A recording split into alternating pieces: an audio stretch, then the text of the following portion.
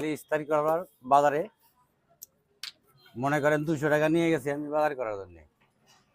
তরকারি টরকারি কিনবো, মাছ টাছ কিনবো, লাস্ট পর্যন্ত ইফতারি কেনার টাকা নেই, মাত্র 10 টাকা আছে। 10 টাকা দেয়া তখন 3টা খেজুর দেয়। তখন আমি বললাম যে 4টা দেন, ওর 4টা দিয়েছে। 4টা 4 জনে খাওয়া হয়েছে। কোনো রকম পুরান কাপড় পরে চলবে, এরকমই আমাদের দিনকাল পাওয়া উচিত।